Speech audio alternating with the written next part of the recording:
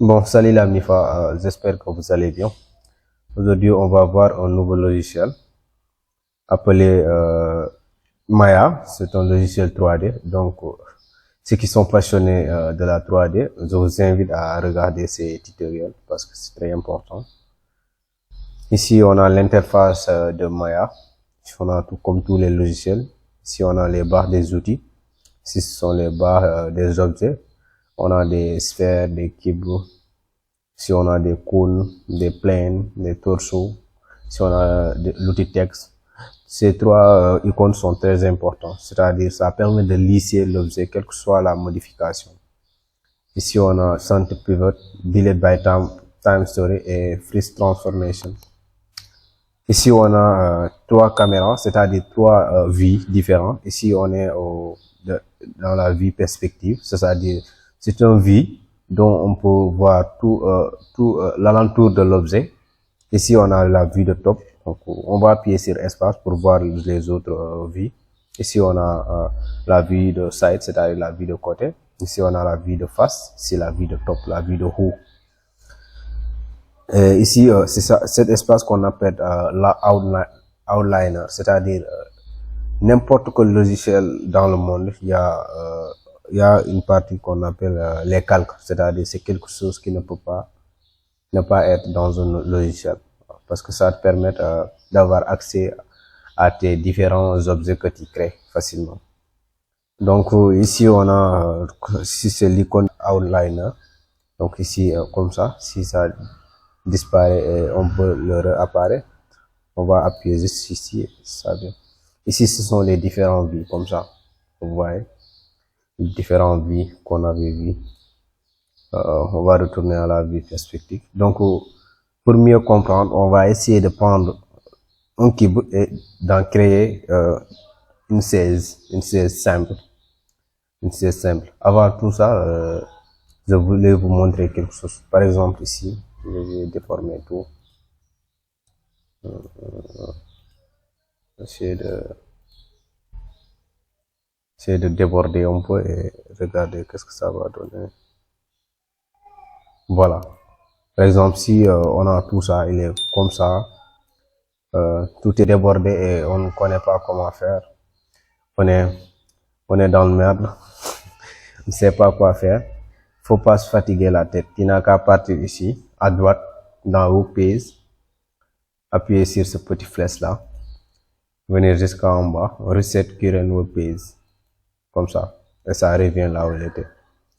Donc ici, sans plus tarder, on va essayer de créer une cube.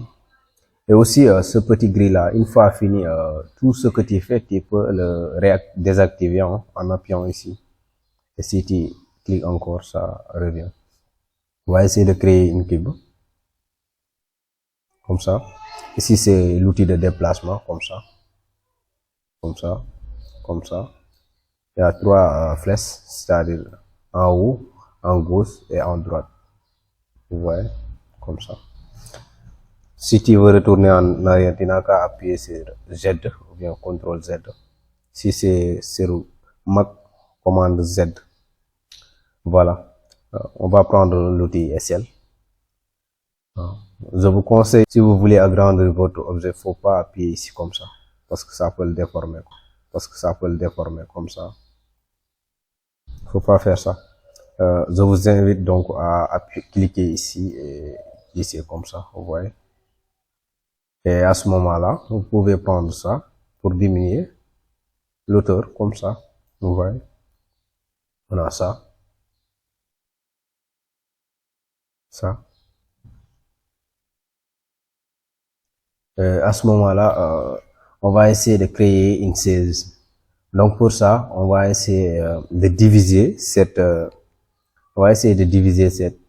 cette cube là. On peut réduire un peu là. Voilà. Voilà. Essayez de partir dans Attribute Editor. Ici. Attribute Editor, comme ça. Vous voyez ici. Subdivision Height, Subdivision Width et Subdivision Depth. C'est-à-dire hauteur, longueur et profondeur. Vous voyez? Comme ça. On va augmenter le depth. On va encore augmenter ça, le wise, pour avoir quelque chose qui est plus cool. Je pense que ça c'est très cool, quoi. C'est plus cool.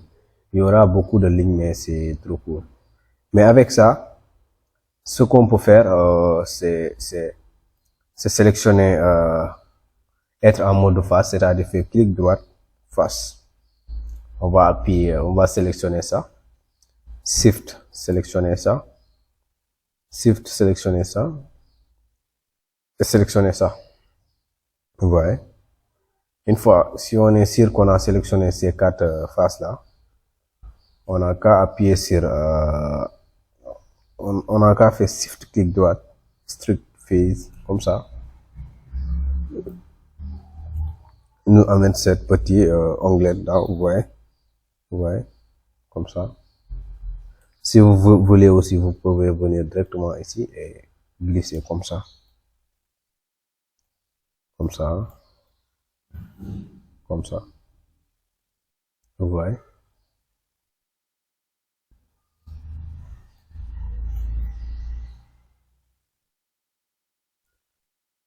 Si tu es satisfait, tu n'as qu'à faire clic droit pour être en mode objectif, pour pouvoir déplacer, c'est-à-dire déplacer l'objet en haut.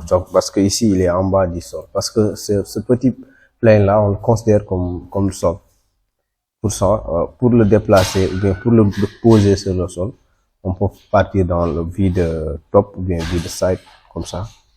Vous voyez, sélectionner comme ça.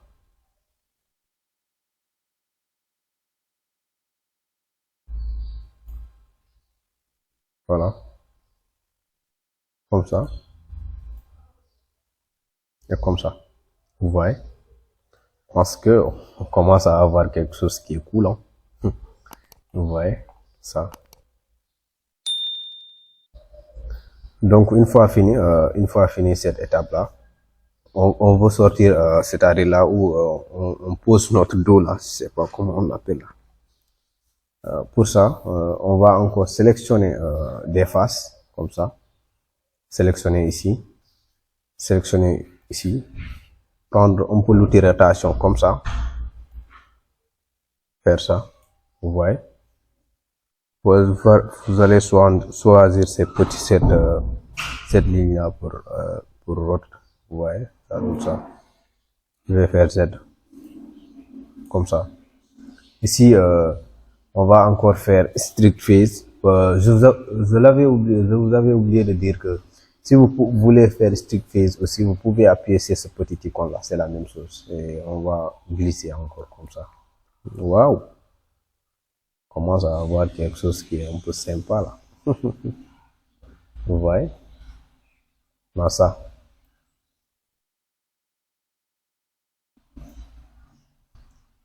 reste ici. Vous voyez? Ça reste ici. Donc, pour cette étape-là, on va choisir une autre méthode à ce moment, c'est-à-dire insert et loop tool. Comme shift clic droit, insert et loop tool.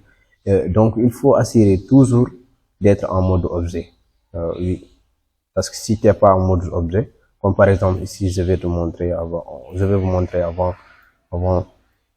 juste de faire insert et loop tool. C'est-à-dire ici, on va faire face, on va regarder, vous voyez.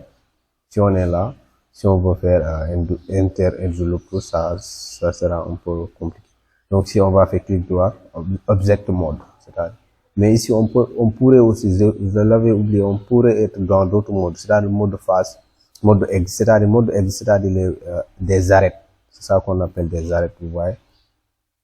Vous voyez. Vous voyez. Vous voyez. Aussi des modes sommet aussi, comme par exemple vertex. Vous voyez. Cliquez ici. Vous voyez. C'est ça. Tu n'as qu'à appuyer sur clic droit. On a les différents modes, c'est-à-dire mode objet, mode face, mode edge, mode vertex face aussi. Vous voyez. On va retourner en mode objet. Et on va prendre l'icône insert et tout le tool. L'icône est comme ça. On va faire comme ça. Venir ici, comme ça.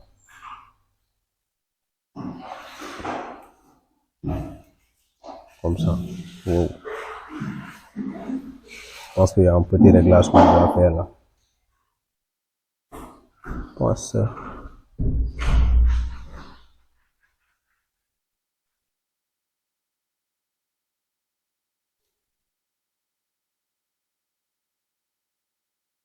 wow, ça doit pas faire comme ça, hein. Je sais pas où se trouve le problème, mais ça doit pas faire comme ça.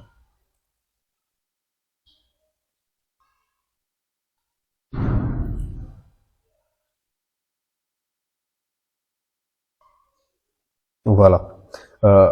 Des fois, ça, si ça pose problème, tu n'as qu'à réinitialiser les paramètres, c'est à appuyer Reset Tool et ça va réinitialiser. Vous voyez? Donc ici, on va faire ça.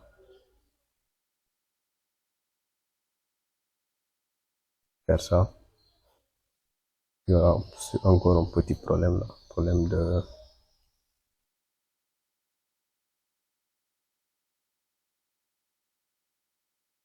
Voilà, on a ça. Ici, si vous voyez bien, si on doit sélectionner, c'est-à-dire encore là, les faces. Ici et ici.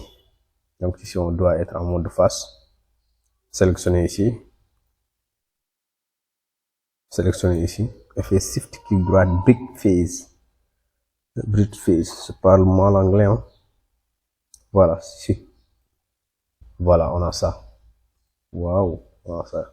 Vous voyez? Je pense qu'on a quelque chose qui est un peu cool, hein. Vous voyez?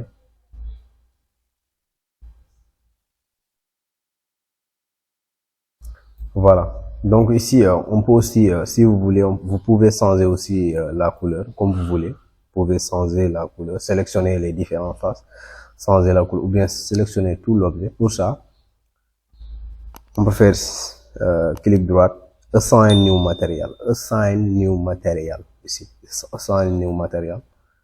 On va choisir Bleed, comme ça. Ça va dans Attribute Editor. Si vous ne voyez pas cet onglet-là, c'est Attribute Editor, c'est l'icône est là. Ça, c'est Channel Box. Channel Box. Ça, c'est Channel Box. Ça, c'est Channel Box. Oui. Donc, ici, on a qu'à appuyer ici, changer, faire insérer la couleur qu'on veut dimanche. Comme ça. Faire ce que l'on veut. Comme ça. Voilà. Pour rendre les choses plus cool, on va créer un plane, c'est-à-dire un plan. On va prendre l'outil Cell, toujours appuyer ici. Vous voyez. Ça, on peut désélectionner ce petit gris là. Ça, voilà. Mais ici, une fois parti dans Outliner, si je voulais, c'est-à-dire cacher la 16 ici, on peut appuyer sur As. Vous voyez, et ça disparaît. Et pour réapparaître, tu n'as qu'à venir sélectionner la 16 et appuyer sur As encore. Et ça réapparaît. Si on peut aussi renommer 16, vous voyez, on peut appuyer plan, comme ça, voilà, plan, vous voyez. Donc ici, on peut changer la couleur du plan, comme Assign New Material, Blend, changer encore la couleur, avoir quelque chose qui est un peu cool, voilà, ça c'est cool, je pense, voilà, ça c'est cool, voilà. Waouh, on a quelque chose qui est... Mais si on voulait smooth, c'est-à-dire rendre l'objet plus smooth, on peut partir dans Attribute Editor toujours. Ici, on a Smoothness et on va conseiller ça. Vous voyez, mais ça c'est pas du tout cool quoi. Je pense que avec le smooth là, on n'aura pas quelque chose qui est sympa. Donc on va désélectionner ça et laisser comme ça. Mais ici, on doit ajouter un effet, c'est-à-dire l'ombre. Ajouter de l'ombre. Parce que pour qu'il donne quelque chose qui est plus naturel, comme ça. Donc pour ça, on n'a qu'à partir dans Create. On doit créer d'abord une lumière, la lumière. Create, Light. On va prendre la direction, c'est-à-dire lumière directionnelle. Vous voyez, une lumière est là. On va appuyer ici pour l'augmenter. On va prendre l'outil rotation, comme ça. Monter en haut, comme ça. Parce qu'il puisse bien éclaircir notre plan espace de travail. Mais ici, on ne voit rien, parce qu'ici, on n'a pas allumé la lampe, c'est-à-dire ce petit icône là, on l'a pas allumé, comme ça. Vous voyez? Waouh, on commence à avoir quelque chose qui est un peu cool là. Donc ici, on peut ajouter cette petite ombre. Et ici, pour voir plus l'ombre, pour décaler l'ombre, on n'a qu'à appuyer ici, rotation. Vous voyez? Comme ça. Vous voyez? Waouh, c'est cool, hein? Et on a ça. Donc je pense que ce tutoriel vous a permis d'avoir un petit aperçu dans le logiciel 3D Maya. Donc je pense qu'on se dit à la prochaine vidéo. Et n'oubliez pas aussi de abonner parce que ça me donne le courage. Et merci beaucoup, à la prochaine.